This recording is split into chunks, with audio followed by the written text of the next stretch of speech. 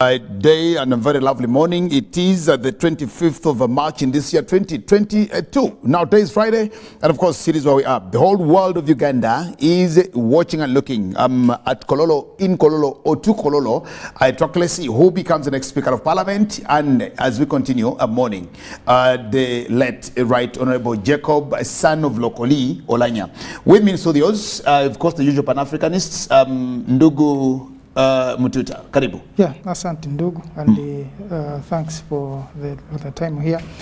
And good morning to our viewers both in Uganda and across the globe. Okay, Ako? Yes, karibu. Asante sana. Good morning, our viewers, and of course we are still in our morning. Remember, this is I think the first Pan-African Friday we're having when we. The Right Honorable actually passed on. So as he was a Pan-African, so as Pan-Africans really this is, we Pan-Africans we don't normally mourn, we celebrate people's lives, we have to celebrate his achievements and see what exactly we can learn from his life and achievements. What do you remember from Jacob Olanya? Well, the number of things that I really remember from him, first of all, his oratory skills, that is one. The other issue is his mobilization skills, but also above all his love for African languages. His love for African languages, because I remember when they had the CPA, the Commonwealth Parliamentary, when we had the conference here, he took the delegates through some Swahili words, how they greet in Swahili, and said, "Welcome to East Africa." That was good. Then every other time he always spoke, he was actually, once in a while, he would bring in proverb from his actually language. And that shows that really he was somebody who was proud of being an African, proud of his languages. Yeah. Okay. What do you remember about Olanya? Forever, your memories of Olanya. The trademark bow tie. Oh.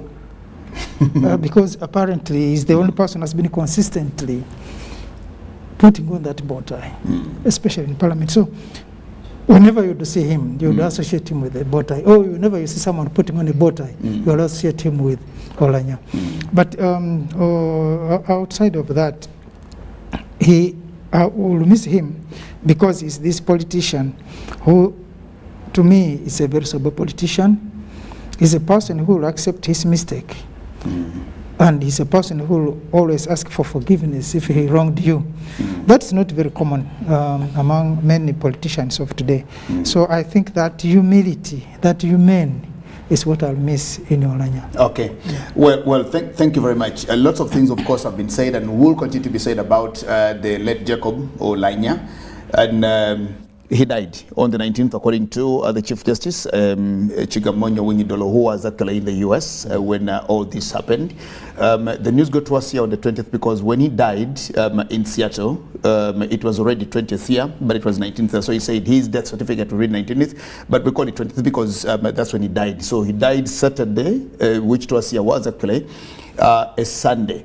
Now, today we are witnessing the election of Speaker. Now, the conversation of why haven't we even ferried in Olanya's body into the country to get into the burial processes and procedure, it is because of that constitutional lacuna which we are solving tonight. So, any moment after today's event, then we can be told how Olanya's body will be brought back into the country and how the burial processes will, of course, ensue and continue to happen. That will only come after what we are going to witness today. However, let's just talk about, first and foremost, speakership on the continent and in Africa as Pan-Africanists. In Tanzania, they just also had a speaker who resigned at the end of January. And I think on the 1st of February, they also elected a new speaker, Dr. Tulia Ackson, who is a new speaker. She was a deputy speaker in there. She's the new speaker. They also have a female speaker in there. And she's a second in their history after Anna Makinda, who was there during the time of Jakaya Kikwete. Kenya has taken the lead in producing the first female Chief Justice. Justice Martha Koome, they've not had an opportunity of a female deputy speaker or even a female speaker because or the even ones, a vice president. or even a vice president. No female vice president. Of all the vice presidents, they've had the Musalia Mudavadis, the Soitotis, the Kalonzo Musyokas, and everybody. They've not had that. Tanzania has produced the first woman president in the region. Of course, not on the continent, but also having the second woman speaker. Burundi, I think, well, they had a history of a female president who was there for a stint of about 100 days. Rwanda has also had a female speaker. Rwanda has also had a female speaker before. Yes. And well, that's where it is. And so let's look at speakership on the continent of Africa. But just very shortly, we will take this break. Then when we return, we continue with that conversation of the speakers of parliament of the continent of Africa. And of course, what we think speaks into the future of parliamentary democracies or legislative business on the continent. We'll take a break and return.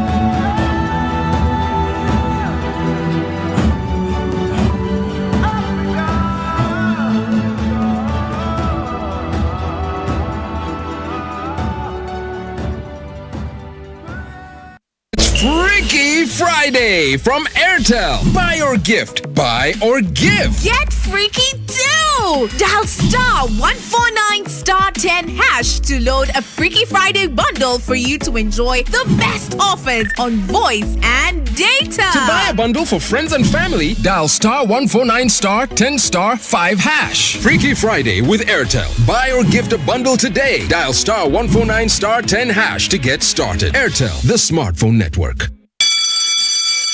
Are your children ready to learn? Schools are open. As parents and guardians, it is your duty to ensure that your children go back to school. COVID-19 prevention measures have been put in place to keep students safe as they go back to school. Not only do teachers prioritize everyone's health, including their own, but they discourage violence among students. They also ensure that students follow SOPs. Any concerns are reported to a school administrator or senior woman or man teacher for correction and further guidance. Dear parents and guardians, you too must play your role. Ensure your children always maintain a 2-meter distance from others, avoid crowded places, regularly wash their hands with soap and water, and wear a washed and clean face mask that covers their mouths and noses. Please keep your children at home if they're feeling sick, and take note. In our effort to keep students safe, there are no visitation days or any other school visits allowed. Let's share knowledge, not COVID-19. This message is supported by the Ministry of Health, Ministry of Education and Sports, and UNICEF. Stay safe.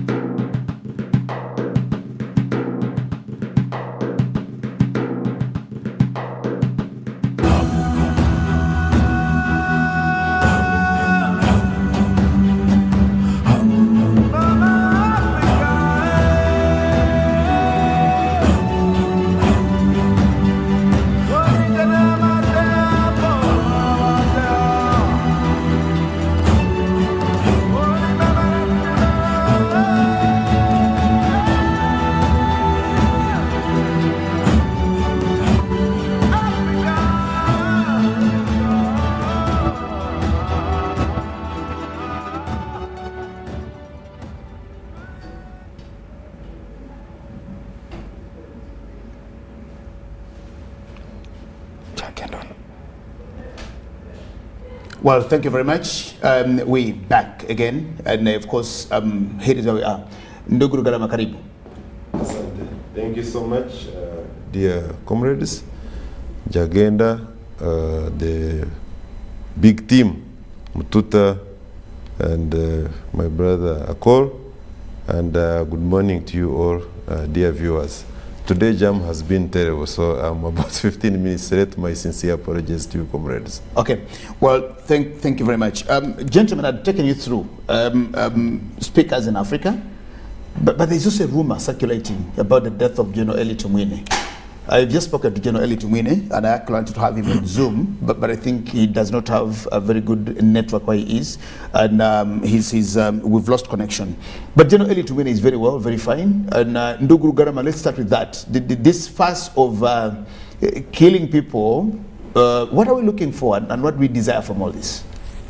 My take really, Ndugu Jagenda, is that it is very unfortunate that we choose, first of all, from the moral point of view and culture, to abuse the values which, as an African society, we used to cherish. There is no way, however much you may dislike somebody, in the African traditional society, you can peddle such a rumor of death. I think that is the last that one can do. It is very sad because we all know General Eli Tumwine, not just because he's been a minister, an MP in the army and whatever. For us in the Pan-African ranks, as a colleague, a senior comrade, and it is unfortunate that people choose to this time around. I think it's not even the first time. There is one time when they had done that, and you know, and that brings me to this new bill, which Comrade Nsereko is trying to, yes, is trying to bring up. Maybe, because I'm yet to internalize the entire thing. I saw my brother bashing it on NTV, Comrade Semakade Isaac, my compatriots who are together at the law school. He's my friend. But I saw just clips. I'm yet to appreciate exactly what he was against and what Orson Nsereko was forwarding. But the little that I got, and which I wish to share with the audience, is that we regulate the use of social media, because social media can make one rich when you use it profitably. We've seen that. People doing marketing, people making sales, all sorts of, because there are so many platforms.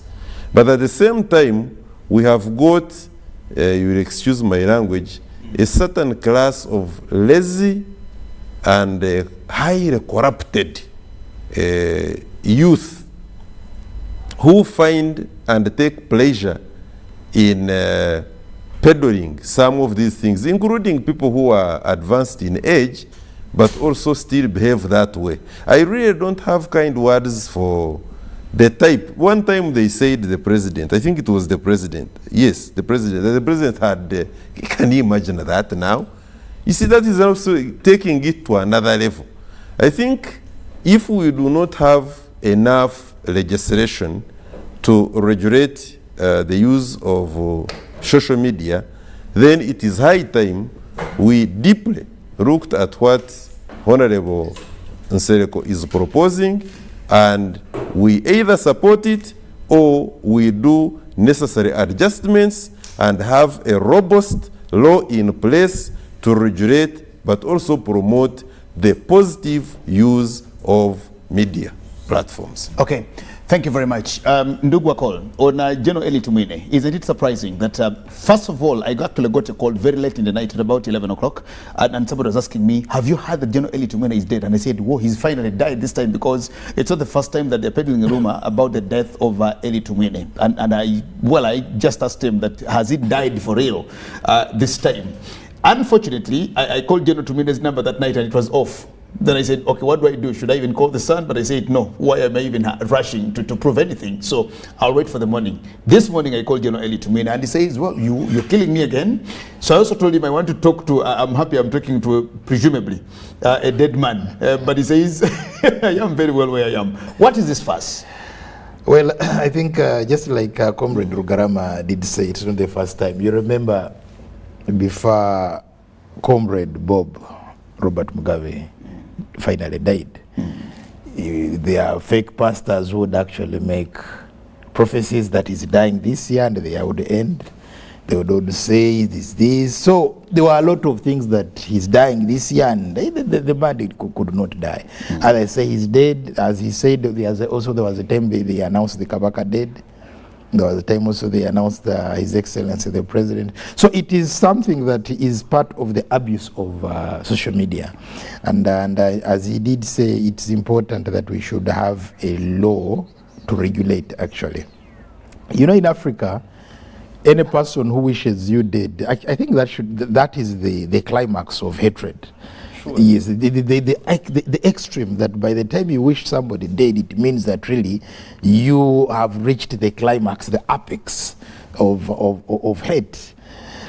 So we as Pan-Africans, we actually condemn that, and that is as a result of redundance on social media. We can use social media to market our goods and services. We can use social media to market our country. We can use social media to create opportunities. We can use social media to see how we reach out to one another. But when we use it for the wrong reason, then at the end of the day, we all become losers. Okay, well, thank you very, very much. And Ndugu Mtuta, just talk about General Tumire before you get into the African business. It was yesterday, I think, when we were discussing it over with the Madame Sophie, then we said, but someone has been peddling this rumor that the general is dead. And he said, but we have just been talking to him, and even from his sound, you realize a very healthy man who is on his farm. And then we were wondering, because Ndugu Rugarama has talked about the regulation, I mean, the Sereko motion. I think it's going to be very critical that much as the Constitution of Uganda gives that freedom of expression, including the freedom of the press. Now, we taking a center stage in the media world. And if that is going to be another medium of communication, then there are all reasons as to why, if we cannot, which we can't now do, self-regulate, it means someone has to help us to be regulated. Because if you have your freedom to express yourself, which is okay, but if that freedom is going to amount to the abuse, that you are going to hurt other people by doing so, then there must be regulation. We have seen this happen in China, we have seen it happen in other countries, and life is okay, because we have had in places where we talk, when you talk of Facebook, they have their own Facebook. If you talk of Twitter, they have their own Twitter. If you talk of WhatsApp, they have their own WhatsApp. So exactly. So maybe that's also we need to do, because we're inheriting. We are inheriting systems which are not, now we learn, compatible with our values and our norms. At the same time, yesterday, I think it was yesterday, the other day, I saw pictures of the officials of the Ministry of Energy who were killed in Karamoja. And someone is throwing these pictures all over the place. You know, these people have families, have relatives, have children, have people who care about them. And they are human beings, for heaven's sake, really. How can you have such, even if you are a cannibal, you wouldn't be celebrating until you eat your meat. So I think it is important that the social media is regulated. And I would want, maybe now that we are going to have a new speaker, to support the motion of Honorable Nsereko, Okay. that something be done. Okay, I think we'll talk about that. The Honorable Nsereko proposed a bill on regulating speech because it was at that same time where we had the rift between the then Deputy Speaker and the member of the Commission, Zake. Yeah. That the Right Honorable Annette Among actually called on Nsereko to say you can now move and speak into your motion. It just came at the same time, and we now just want to see what that can actually mean or speak to the rest of us. But of course, we are talking about legislation on the continent of Africa. We are waiting to see who becomes the next Speaker of Parliament today, and the Deputy Speaker, and the elections are going to happen just a few moments from now at the Independence Grounds in Kololo, where the members of Parliament are convening today to do that. The speakership race is between Anita Among of NRM and Asumani Basalirwa of the United Opposition. Asumani Basalirwa is the lone member of Parliament representing his political party, the Justice Forum, Ujema. But he's the candidate endorsed to take on the mantle on behalf of the United Opposition.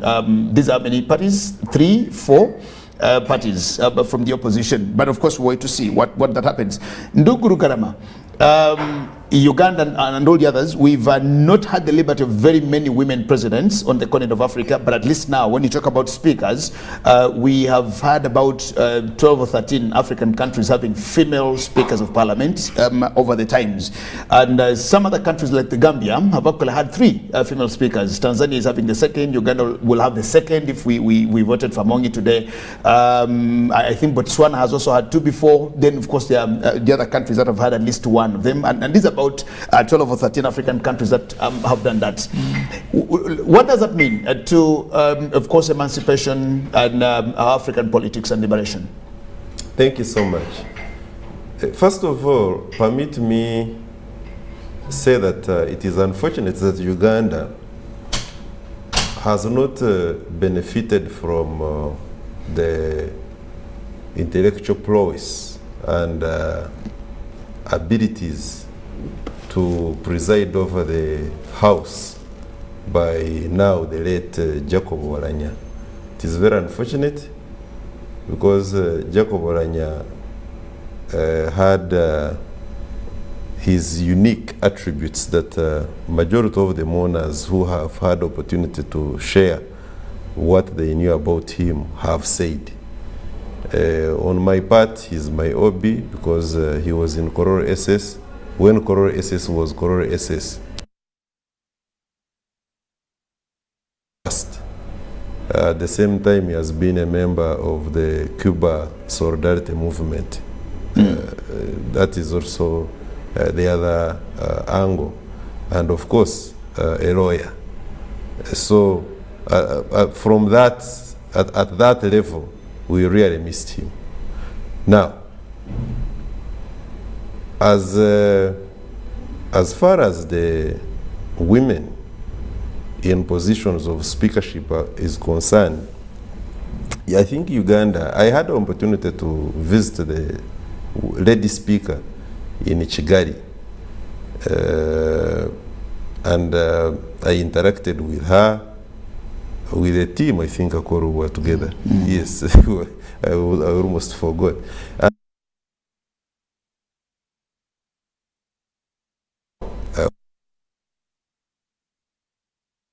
African leading countries when it comes to women emancipation. You see, sometimes we don't give due credit to people who score and deserve the credit. I think NRM, among all its achievements, the empowerment of women, and I'm glad that our grandmother, Dr. Miriam Matembe, even out of her misgivings now that she holds against NRM, she comes out to say NRM empowered women. Whether she also holds the view that it is still empowering women, that is another thing. But at least she admits, and I think reasonably we can say she's a voice of women on the Ugandan, in the Ugandan context, and also on the African scene. It is not only the speakership, because when you go to the lower levels, the local councils, women speakers are actually very many. Maybe we needed the statistics to show you how many speakers are women at lower levels. You know, yes, it's quite, the trend is very encouraging. And I think it is a shining example to the rest, the girl child. And the last time we were talking here, I said we have had very serious deliberate policies to empower the girl child. And if that means also looking at the issue of the speakership, because you see, right from this our fellow sister Nandutu, the role she was, she acted speaker for a very long time, and I think People's that Parliament. The People's Parliament, and that gave her a platform, and you see where it catapulted her to. She's a state minister now in cabinet. There you go. So there is a way when a girl child speakers, deputy speakers,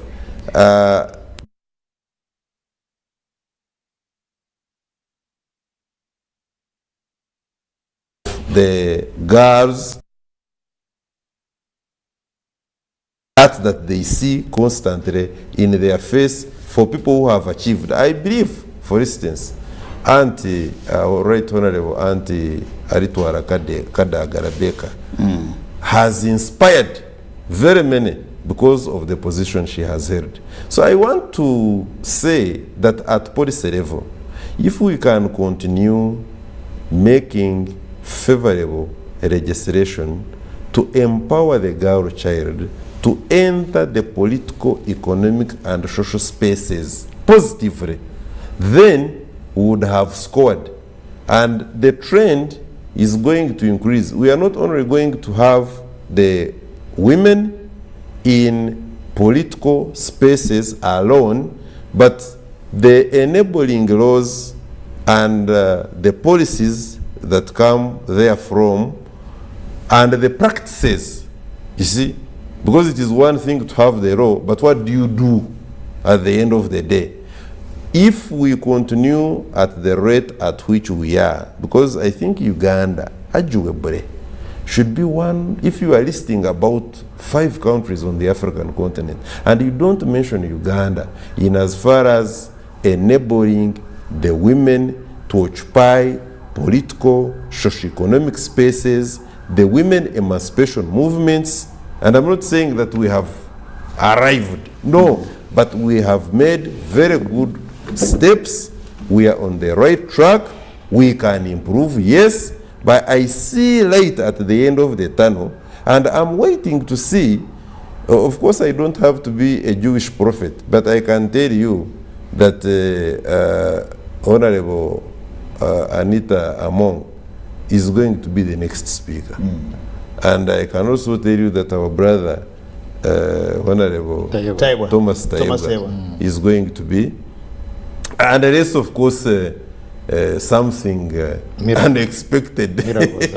Miracles happen. But you see, the silver lining here is that for a house that is male-dominated, almost through consensus, to say we shall have a woman speaker, not once, but even this time around, tells a big story that we have reached a stage where we have demystified the issue of gender, and we have thrown away the prejudices that we used to hold, and we are actually a living example to the rest of the countries, including America, which just shunned Hillary Rodham Clinton simply because they just cheated her. That's my opinion.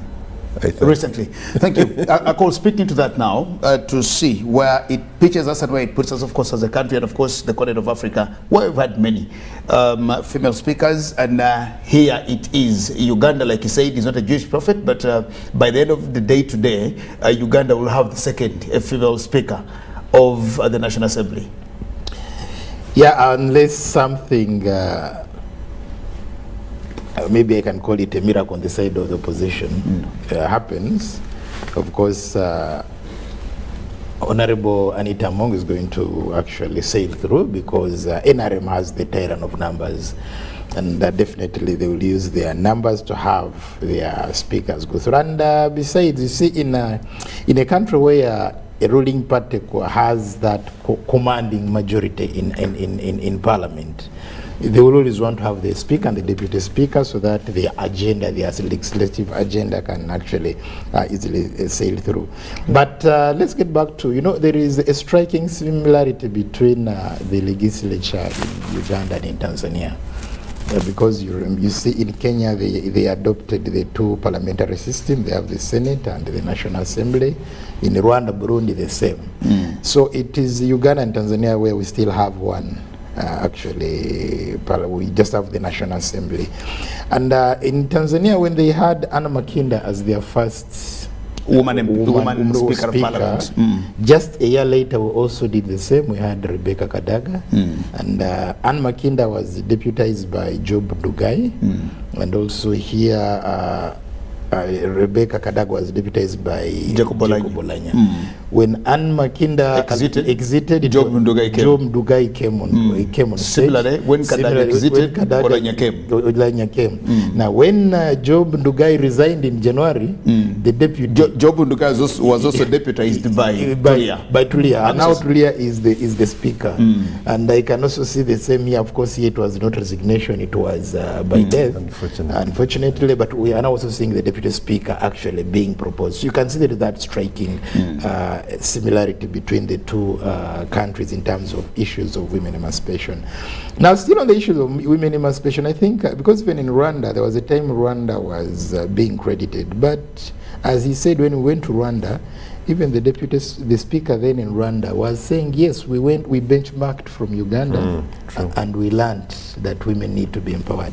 So that even much as Rwanda had reached a particular point where they had more than 50% of members of parliament, they had the speaker, but they would also still say that, look here, this is something we benchmarked from Uganda. I also remember the likes of the late Wangari Maathai, when they did contest for being the first women in East Africa, Wangari Maathai and Charity Ngilu, being the first Africans in East, the first ladies in East Africa to contest for president. They said they were inspired by Kaziwe when Kaziwe became the first woman vice president of the continent. So these are things that you show that really Uganda, as far as empowerment, emancipation of women is concerned, we are at a certain level. Now, the other thing, I'm also looking at this pattern because now you see the first vice president, woman vice president in Uganda was from Busoga. Now the second woman vice president is from Teso. The first woman speaker was from Busoga, and now so the second. So I think there is a pattern. I'm now seeing a trend that Busoga and Teso perhaps are playing a lead in showing how far NRM has emancipated the women. Okay. Well, thank you very much. Of course, that's why it is. Ndugu Mututa, let me also hear your thoughts on the rise for speakership. Oh, yeah.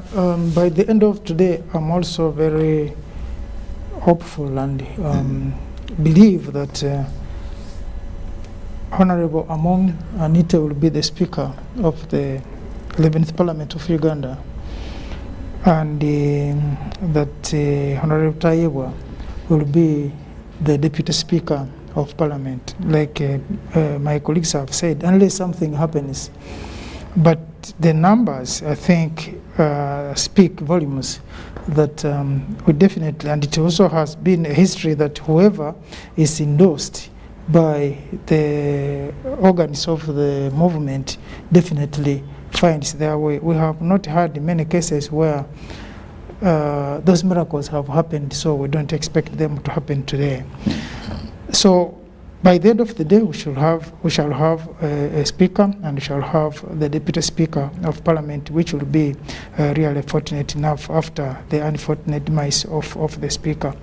But also share the discomfort experiences of having these elections of a speaker when we still have the body of Honorable Lanya lying in the fridge. Because to me it is not African, but it is the law that we have to observe. But I think, like many people have observed, including the president, that maybe it has taught us a lesson that sometimes we know there is that law, but we don't take much concern and interest to find out what it is saying about us, because and we saw this experience also play out in Tanzania when the President Magufuli died, and then the president, of course, had to be elected and to preside over the ceremonies of the burial. Now, do you walk in the office of the new president Mama Suluhu and say congratulations? Or do you go to her and you say sorry? It is a very confusing situation. It is like, because in my culture, when they appoint Omusika, you don't congratulate Omusika, because by mere fact that you have Omusika, it means that you have had a misfortune. So then you don't congratulate, unless you participated in the death, that you can congratulate Omusika. No, but that is the law. Last time we said that people who are saying, no, this burial should be stopped until, the election should be stopped until the burial is done. Emotionally would say so, but legally doesn't have any backing. That is why we have to go through this painful experience.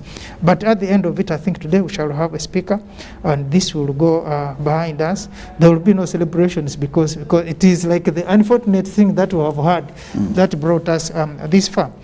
But I think the women flock in this country is taking a center stage in terms of administration, in terms of political administration, but also in other professions, because we have had first doctors, first professors, a lot of first in terms of women. At one point, Uganda was, I think, the best in terms of placement of women in leadership positions world over, including better than even the US when you look at the administrative structures. Yeah. So I think we are doing, as a country, doing very well, but we also need to make sure that does not, we don't overlook anything, because we have seen some of these efforts happen, but at the end of it, then we realize maybe somewhere we made a mistake. Now, we have been talking about this when we say, when, for example, we empowered the women to join politics, how are these women leaders also empowering other women? Exactly, and I think that's where it should go, or it should be. Yeah, they are benefiting from this empowerment, so that it does not, they do not become stumbling blocks for other women to join in the empowerment movement. Okay, that's very important. Now, Mututa brings me where I want us to also look into. Nduguru Garama, we have had from when Jacob Olanya died. Now, when we go to Olanya, may he so rest in peace now, when we go to Olanya, Speaker of Parliament, we had some voices from Acholi, who are actually saying, Olanya is not even part of us. Now, you know, Olanya's name is written as O-U-L. And the Olanya that we know is O-L. And now there are those issues that I think one of the members of parliament called Gilbert Olanya was also saying, no, but you see Olanya is not even Acholi or so. Now, but Olanya did not get to where he was as an Acholi per se. He got there because of credibility, because of the potential, because of the capabilities, and because he really merited and qualified to actually get there. Now, by and large, we get to the conversations of you just had a Collier say, Basoga produced the first vice president, and the Itesots produced the second vice president. The Basoga produced the first woman speaker, and now the Itesots are going to produce the first woman speaker. Then now we get to those things. How do these things benefit the Basoga, the Itesots, the Acholis, the Langis? Baganda have had, I think, 2, 3 vice presidents. But how does it benefit the Baganda? The other people will actually even extend it to religious connotations, to say we have a Catholic there, we have a Muslim there, we have an Anglican there, or we have a Morocco there. These things, Ndugu, the tribes are saying we are in things, quote unquote. But how do these things trickle down to where we are? My senior in the Pan-African ranks, Professor Mumba, has had quite a lot to say about the African politics. And one of the things he has come up with is the unfortunate sense of affiliation that we tag to political offices. First, he argues, and I agree with him, that the majority of the political offices, people who vie for those political offices, they don't vie for them and later on assume them with a sense of service, but self-aggrandizement and enrichment. It is unfortunate, but it is also true. 2, there are certain things which, of course, Ndugu Jagenda and comrades in the studio and those viewing us know for a fact that honest Pan-Africanists don't believe in.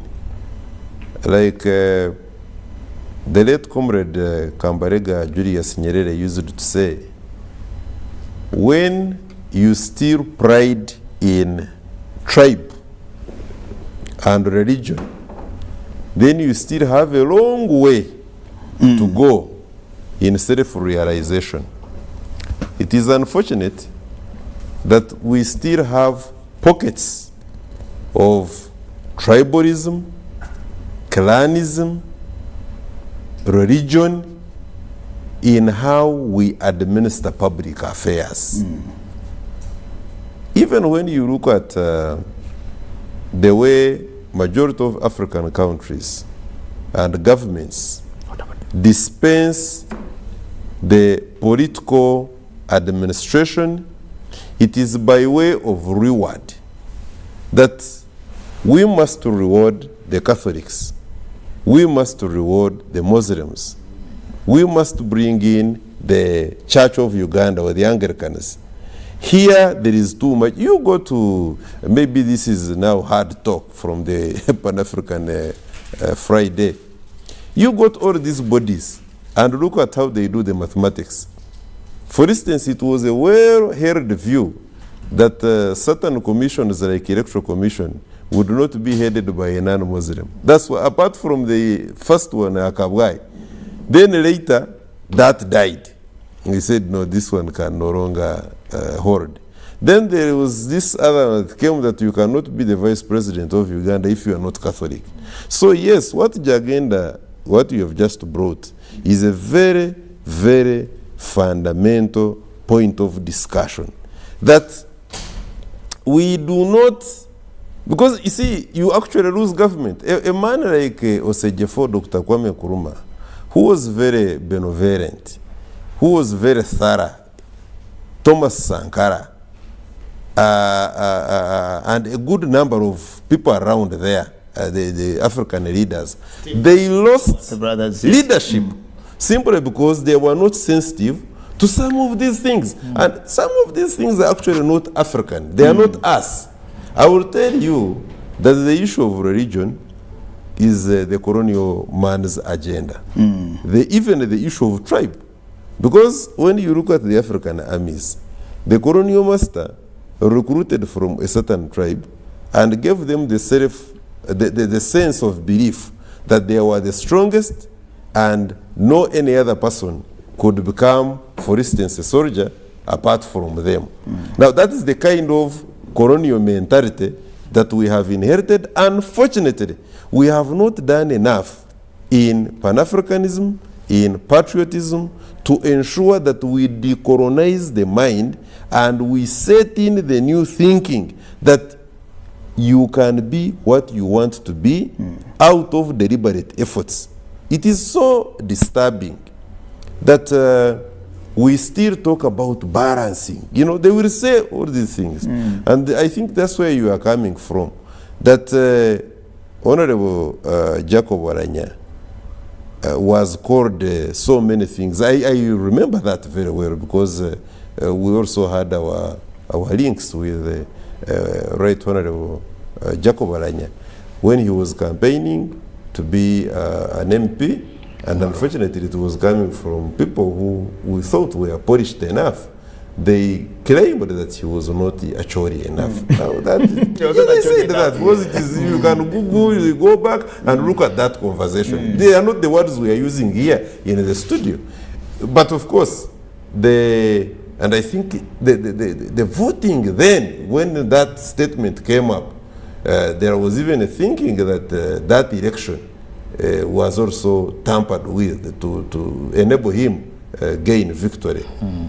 I will not go into that. But the point is, when you look at those who are actually Achoris, so many Achoris, they will tell you that Jacob Waranya is one of us. So maybe that was part of politics.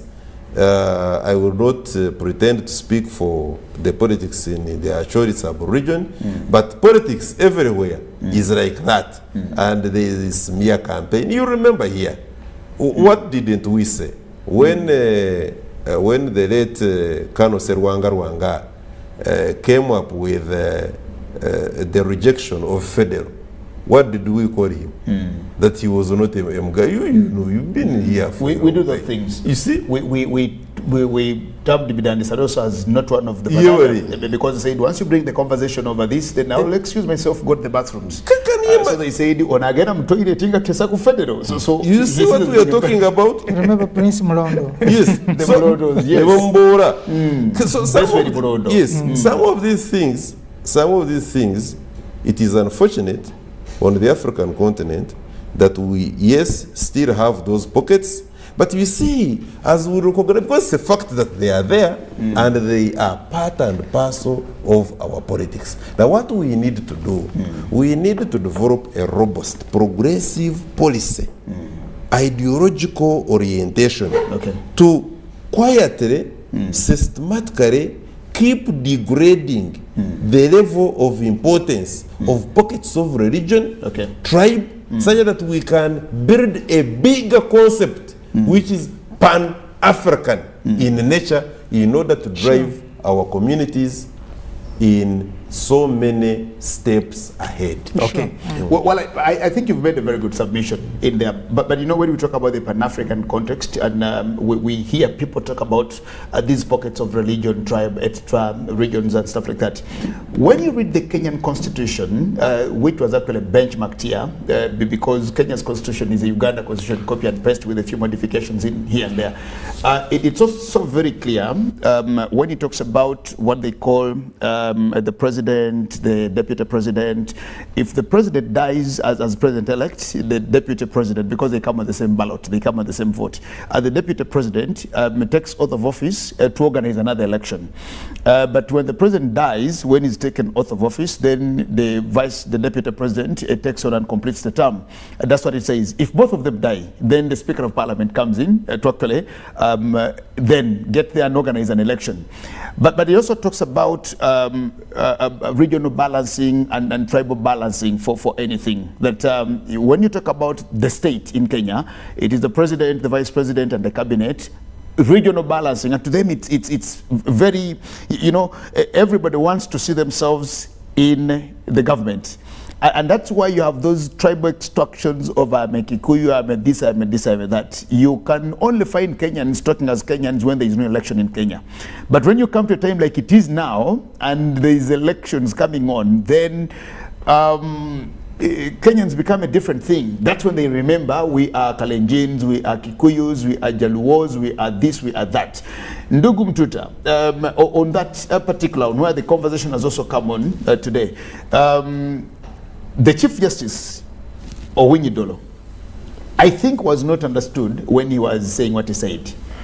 And he was he was deliberately misunderstood. He was deliberately misunderstood because he's very, very calculative in his talking. And he says, we have had Alice Lakwenya of the Holy Spirit Movement as an Acholi.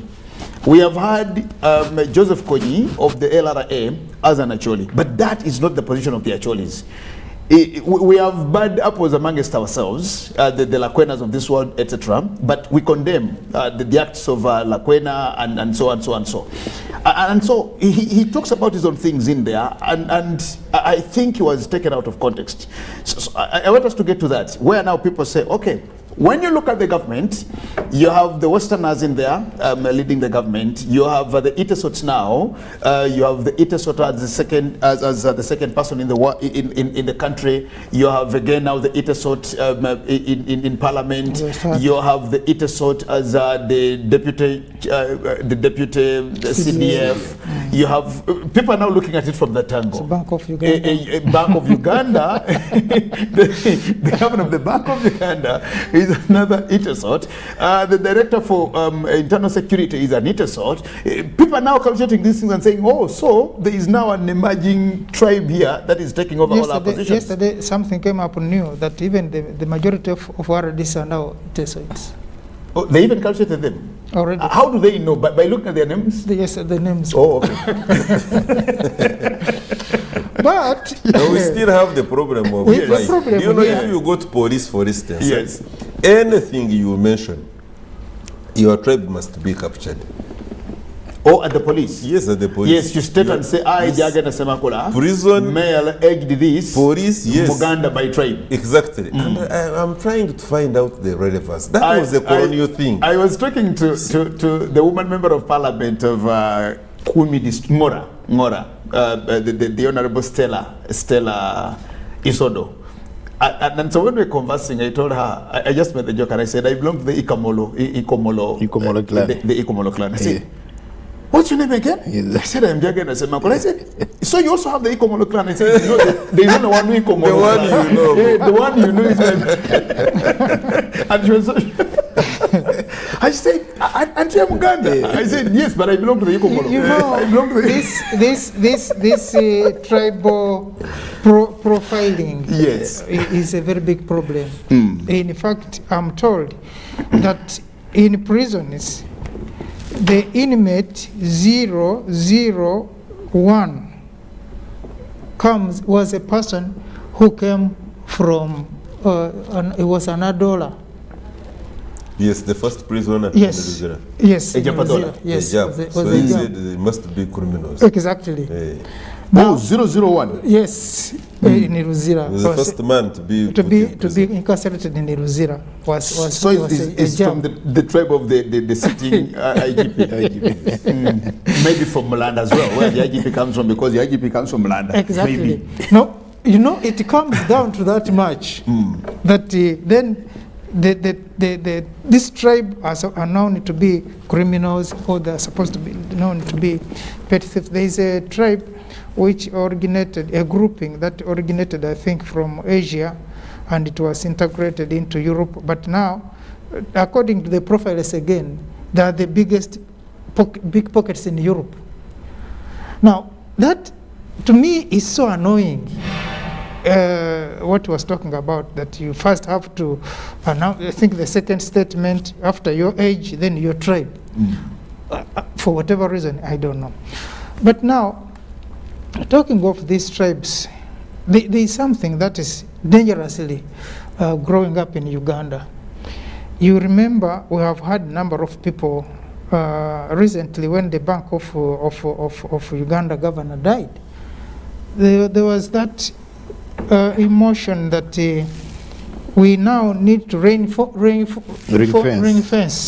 this position for some tribe.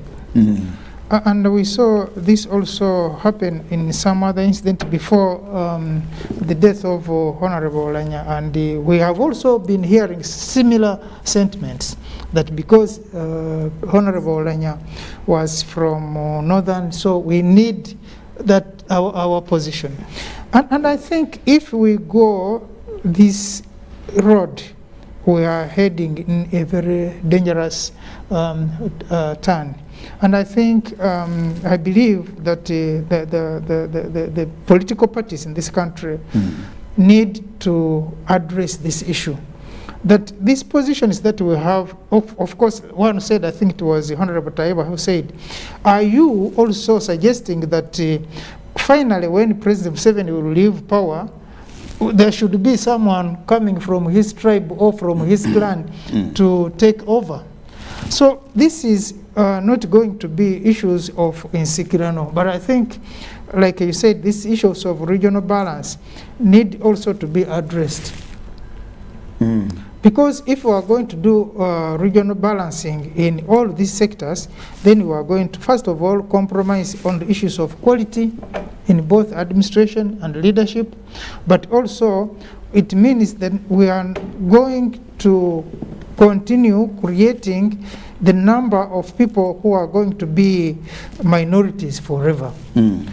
Now, we can have, in terms of national cake, because this is what people talk about here, that the national cake, tufunirawa. We can look at that in terms of politics, because politics is all about giving and taking. But there are certain sectors that need really be administered professionally, and also to be looked at as positions of the nation, not necessarily of people, of men or women. Because I think this started when we started having issues of, what about women? What about this group? What about this group? So I think we need to outgrow those groupings that we have seen now women take over positions of leadership. That even if you don't try to look at issues of trying to help them, they can help themselves, because there are women who have proved that point. So I think it's high time as Ugandans look at ourselves as people of Uganda, not necessarily as coming from, like he put it, either you are coming from Bugisu, or you are coming from Teso, or you are coming from Toro. But that also needs time and needs sober leaders, because some of these sentiments are coming from people who we thought are the pure of our society. I know and I believe that the Chief Justice here, in my opinion, I think we had gotten it when we still had the NRM as the type of leadership. The movement system. In movement. For me, I still believe that it was an imposed agenda on us to go back to multipartyism, because we had seen what multipartyism can do. The question should be, and this all my political seniors have always talked about it, and analysts, that the leadership, political leadership in Africa, it should not be described and given to us by our former captors and colonialists as multi-party and the so-called 5-year term and regular elections. So if we had stuck on the ability of an individual to deliver in a system that is all-encompassing of all tribes, of all religious beliefs, then we would have gotten it right. But now with multipartyism, I am not sure. Yeah, because here we are talking about, again, if you raise that, it becomes back to individual merit. Now, when you looking at individual merit vis-a-vis the political systems, we also have problems. Because we have had cases, and I think much as we have gone back to multi-party systems, Ugandans still believe in individual merit. And we have seen this play out in a number of elections. that And the independent yes, candidates yeah, who come through. yeah. The increasing number of independent politicians in parliament and in all other local governments is a test to that. But I was also coming to a point of the Chief Justice, like Jagenda said, who was, I think, deliberately misunderstood for the remarks that he made. Because, I mean, you don't expect a person of the Chief Justice to make outrageous statements that were construed to mean what he is purported to have said. But that also means that we are continuously in this country having this intolerance, accommodation of the views of the other people. It is like we still have this hangover of, like me, this is ours. And we are not allowing ourselves to integrate so fast. Now, even in countries where we have had people integrate and live as communities, in Kenya, for example, people have, you have Kuyus living together with the Nandis and the Maasais and others, and these systems, like in the central part of Kenya, you have everyone there. But still, when it comes to elections, people can identify themselves by their tribes, by their lineages, and that is very dangerous. Now, what I think needs to be done is to get back to the drawing board, especially as people grow up in schools, to have a way of instilling the nationalism in the younger generation. Because I think the older people are not helping us. The other time I was sharing with someone from Karamoja, and they were saying that the Karachunas are a creation of the elders. Because the elders sit down and say, you have now come of age, you have to marry, but you have to get cows. And where are you going to get cows if you can't read? So that you now need to remove that thinking from the elders. You need to talk to the elders so that they don't create more Karachunas who are going to be responsible for the raiding. Now, this cultural instilling also is a problem. Because if you grow knowing that, for me, at some point you'd find that certain tribes are against other tribes. Children grow up knowing that we are not even supposed to associate or marry from this particular group. And this is a creation of the elders. So I think it's also good as people, societies, communities, the elders should also help in integrating societies, because if they continue promoting this high stances, then the younger people will grow up with this thinking, and we are not going to help this situation. In Africa, they believe that when you have the power, then you must share the resources, beginning with yours first, then the others. And also I think because of that raiding mentality that we had, that when you are a stronger tribe, you can raid the younger, the weak ones, and you amass the wealth from this. We are still, I see it playing out even in some sectors of government. Okay, well, Ndugu Akol, we're going to take a break, but when we return, I will start with you on this particular one. We talk about regional balancing, and we talk about those positions, regional balancing, for example. It said, I actually don't even know who started it, that Uganda ought to have achieved the middle income status by 2020, but we did not do it because we were let down by one region of Teso sub-region. It is said, I don't know who started it, that we failed to achieve the middle income status because of one region called a Teso sub-region. One sub-region. One sub-region. Which is not true, because there are about 7 areas in the Uganda that brought that, including Chigezi and the others. Okay, so it's not only Teso. It's not only Teso. Okay, sure. Now when we talk about regional balancing, we look at the arms of government. The executive is headed by somebody from the west and from Teso sub-region. When we look at the legislature, we're very sure that by the close of the day today, it will be headed by somebody from Teso sub-region and another from the west. Then when we go to the judiciary, of course, there is no lacuna, there is no gap in there is no vacancy. It is headed by somebody from the northern Uganda and somebody from, again, the west. the Deputy Chief Justice Richard Butera. And we're just trying to look at those and see, okay, so when you do not have anybody in there now, we have, how many regions do we have? We have 4 regions.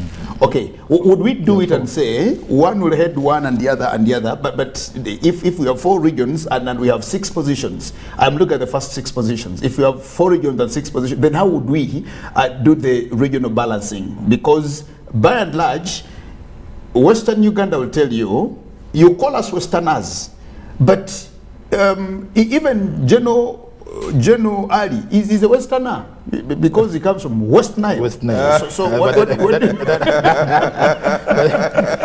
That's funny. But that is General Moses Ali is a Westerner from West Nile. So what will you do about that? Then the other thing is the Westerners will tell you, you categorize us as Westerners. But amongst us, we have the Bachiga, we have the Batoro, we have the Banyoro, we have the Banyankore, we have the Bakonzo, we have the Bamba. Now they will get there and say, okay, you are counting us as Westerners, but I am a Mwamba. Where are we as the Bamba? I am a Mukonzo. Where are we?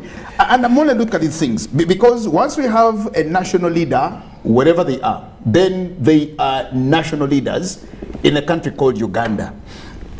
Must we get to these levels and actually start saying, okay, what about if they say today the governor of the Bank of Uganda is a Japadola? Does it mean now Japadolas are going to become the richest simply because their own is going to sign on the legal tender? If they said, for example, now that we have the DPP from Karamoja, does it mean if somebody came and they have a criminal case that the DPP, my very good friend Justice John Francis Abodo, will actually look away and say, no, we do not have to disturb Aleper because they are from our land and all these things and stuff like that. We'll take a break. And when we return, we continue with that same conversation as we also get to know what is happening at the Kololo Independence Grounds, where, of course, our teams are, to let us know what is happening there as a way to see the election of the next Speaker of Parliament. We'll return shortly.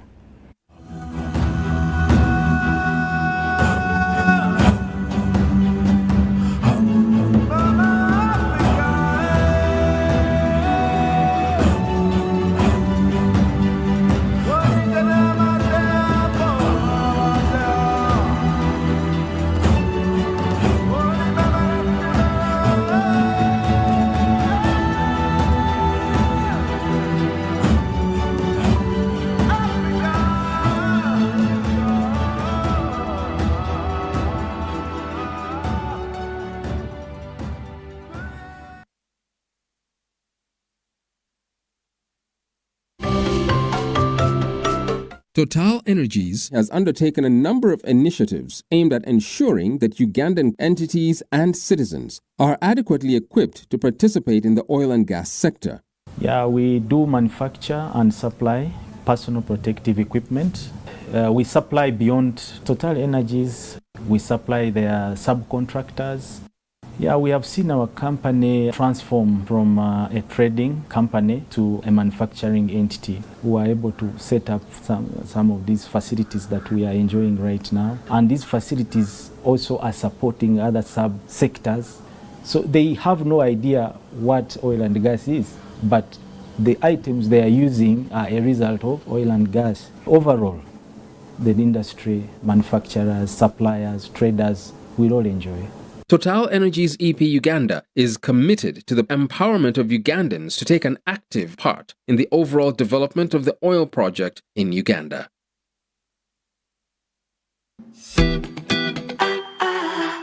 It's Freaky Friday from Airtel. Buy or gift, buy or give. Get freaky too! Dial star 149 star 10 hash to load a Freaky Friday bundle for you to enjoy the best offers on voice and data. To buy a bundle for friends and family, dial star 149 star 10 star 5 hash. Freaky Friday with Airtel. Buy or gift a bundle today. Dial star 149 star 10 hash to get started. Airtel, the smartphone network. It's time to teach. Schools are open. In these days of COVID-19, teachers are not only giving knowledge, but protecting themselves and their students from the virus. As a teacher, You must ensure that students follow the set SOPs of always maintaining a distance of 2 meters from others in classrooms, dormitories, entertainment halls, school vans and playgrounds, wearing a washed and clean mask every day that covers their mouths and noses, and regularly washing their hands with soap and water. In addition to that, you must counsel students about stigma related to COVID-19 and discourage them from violence. Any violence against students from classmates, teachers or parents should be reported immediately to a school administrator or senior woman or man teacher for correction and further guidance.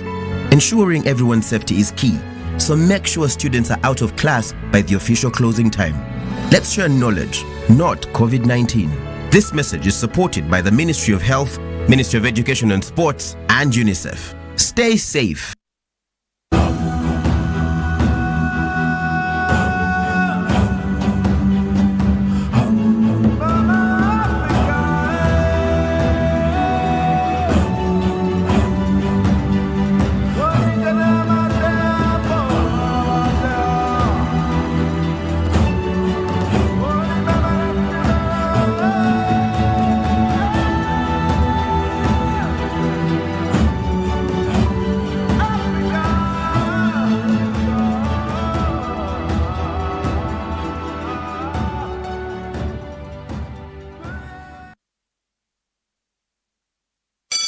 It's time to teach. Schools are open.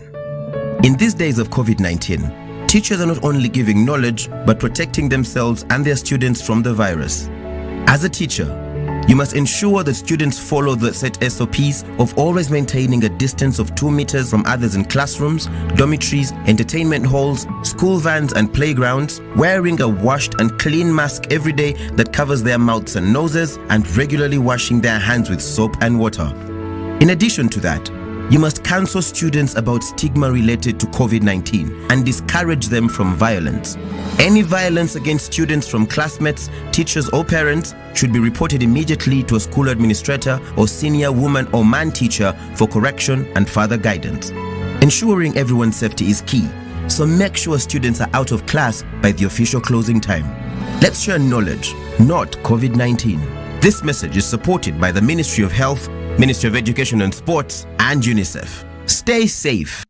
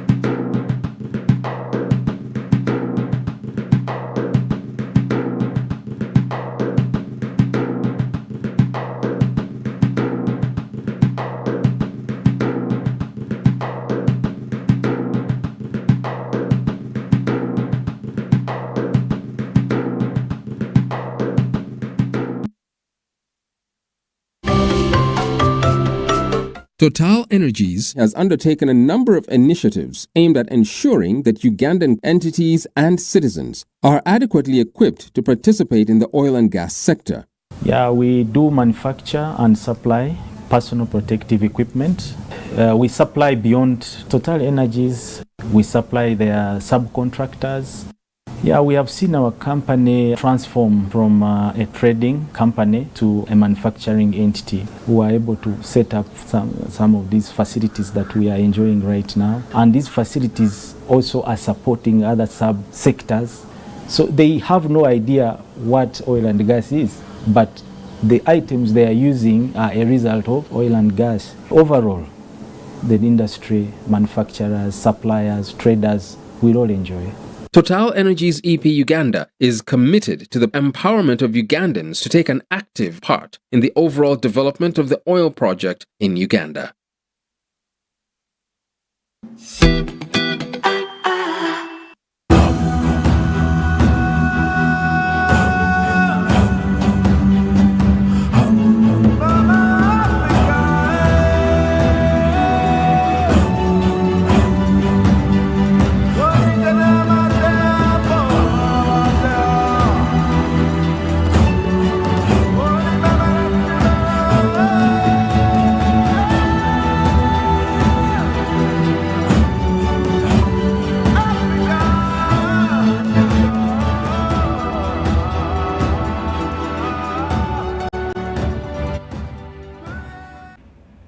Well, thank you so much, and welcome back from the break. We continue the conversation. It's 26 minutes after the hour at 10 o'clock. It's up on Africa on Friday today.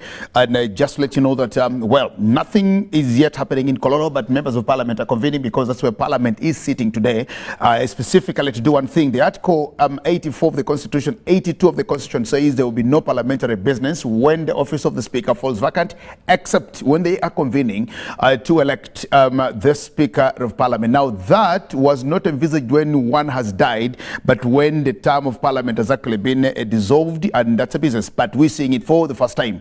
Like we've told you, and of course I showed you before, on the continent of Africa and just in the neighborhood here in Tanzania, they've had all these happening to them. Now, just about a month or two ago, they also had the office of the Speaker fall vacant, and they replaced the Speaker who resigned, Job Bundugai, with now the Speaker in there, Dr. Tulia Oxen, formerly, of course, their Deputy Speaker, but she also was one time their Deputy Attorney General. And she is now the presiding officer there, the Speaker of their National Assembly. Ndugu Call, we'll talk about these tribes and what they mean to us, because they will tell you, we'll start counting and saying how many Baganda for me are in there, how many Bagisu are in there. Actually, when we just got this cabinet, we had some Bagisu say, I don't think we are given enough positions. We had some Bagisu say, no, they said that throw them to Karamoja. I think they said because they were all thrown to Karamoja. And I think that was also a problem. Why are we Bagisu and being thrown to Karamoja? And the Karamojonga was also saying, why are we not getting our own? Yes, I call. Let's speak into that. Well, thank you, Ndugu Jagenda. Well, I think the issue of tribe and ethnicity in Africa's politics is a very big elephant in the room that needs to be addressed. But nevertheless, I have a feeling that we should appreciate the fact that the countries we have are projects of the colonialists, because we used to have nations that had existed on their own for about 400 years. For example, there was Buganda, there was Ankole, there was actually also Ankole was a creation because there were those chiefdoms, the Bugweju, the Yigara, the Nkore, the Shema, that had existed on their own. You also come to the East Busoga and so on. These are, and also Busoga was just also a creation because these chiefdoms had also existed on their own. It was only Bugisu that existed until Kakunguru came. For their own. So my thinking is that our tribes and ethnic groupings play a very significant role in the politics of Africa, and the earlier we saw how to positively use them, the better. I'll give an example of South Africa. You know, in South Africa, when there was that fight against the apartheid, you realize that the Zulu nation reached a point and they abandoned the struggle and they actually joined the oppressors. Their allies joined the oppressors, or they decided to fight alone. And therefore, the tribe that led the crusade against apartheid were the Xhosa, because you'll find people like Nelson Mandela was a Xhosa, the likes of Thabo Mbeki, the likes of even the former, Desmond Tutu, all these were Xhosa. So you find that at a point, even after the fall of apartheid, it was only natural that actually that the tribe that had led the struggle against apartheid takes leadership. And when Mandela takes leadership, 5 years down the road, when he actually says, I'm resigning, I'm stepping aside from politics, the person who was next to him was Mbeki, who was also a Xhosa. Now, Mandela realized that as Xhosa, they are born to be misunderstood. And that is why when ANC came up with Zuma, even regardless of, with all his shortcomings, Mandela said for purposes of national unity, we have to support Zuma, who was a Zulu, so that they could balance. That even it is also said that at one time Mandela was also not comfortable that Mbeki was coming in after him. Actually had preferred that Cyril Ramaphosa comes in, but because